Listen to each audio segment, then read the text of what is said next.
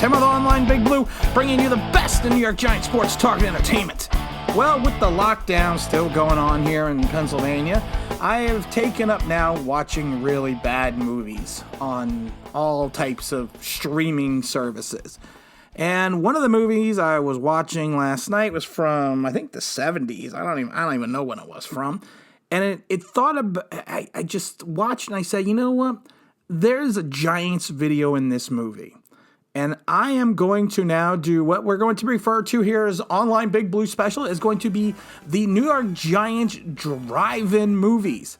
And today's Giant movie is going to be the New York Giants and Players That Time Forgot. That's going to be our movie for today. Basically what we're going to do is there's a segment of, I would say, fans that don't know the complete history of the New York Giants, and what we're going to do is we are going to go and pick 3 players today and kind of review them and give a little bit of background, and these are the New York Giants, the players that time forgot.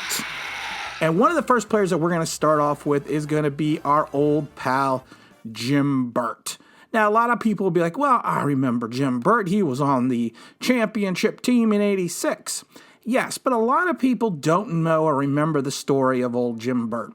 Jim Burt was only a 6'1", 260-pound interior lineman nose tackle out of the University of Miami. He came from the U.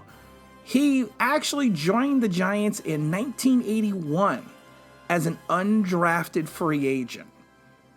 I mean, he was the kind of guy that he played well when he was in there. I mean, it took him a little time to find his stride, we'll say, with the New York Giants.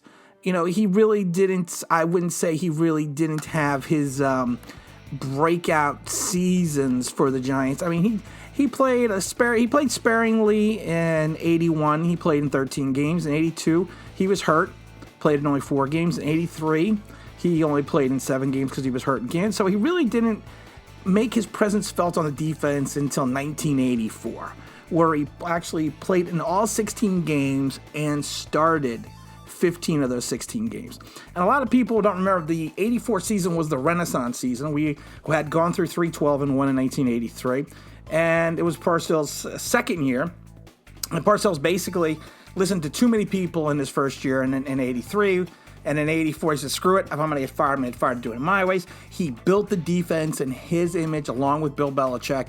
And Jim Burt was one of the anchors of those defense. And that defense started in 84.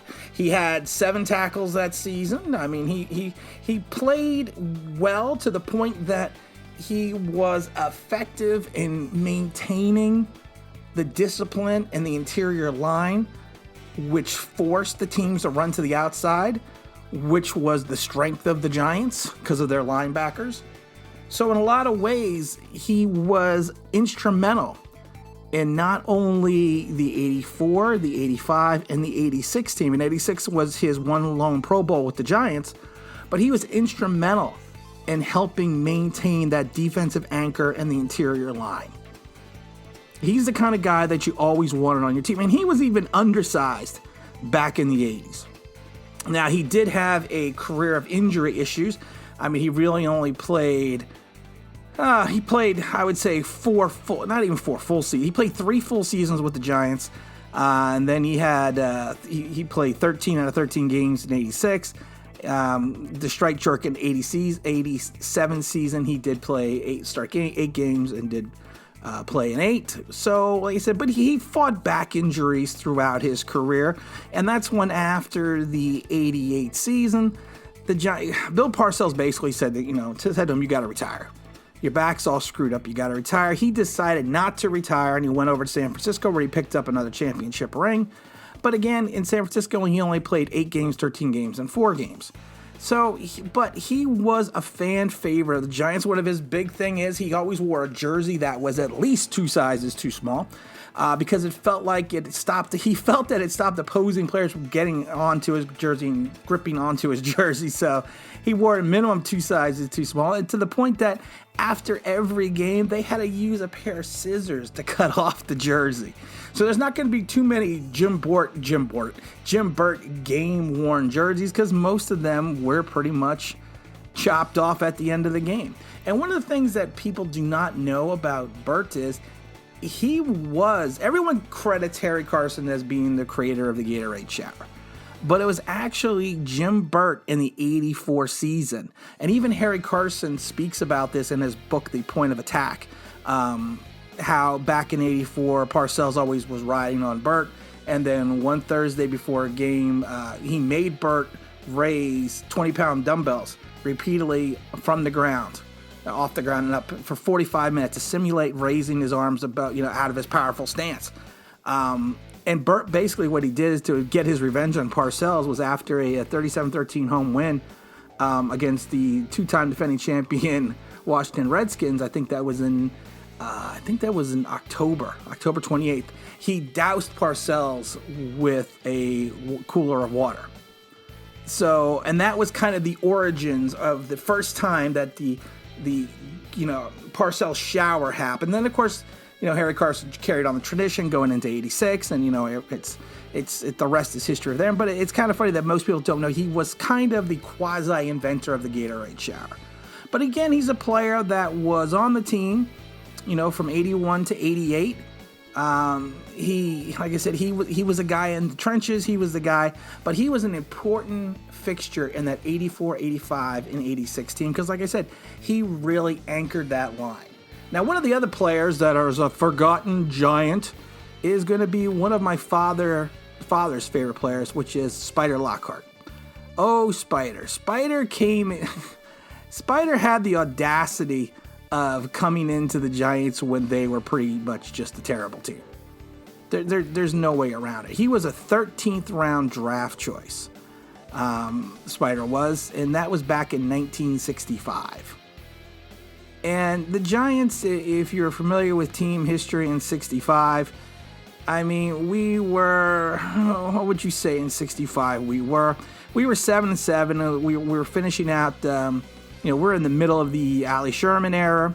Would I say we were a good team during Spyder's run with us? Hell no. But Spyder was the type of player that you always wanted on your team.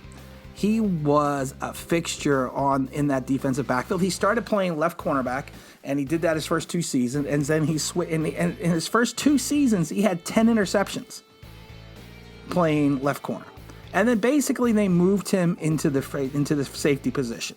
Now, in 1966, he actually was his first Pro Bowl season as a left corner, and it was kind of interesting that the Giants then take him in the 1967 season and move him over into the safety position. And that's where he stayed from 67 all the way to 1975.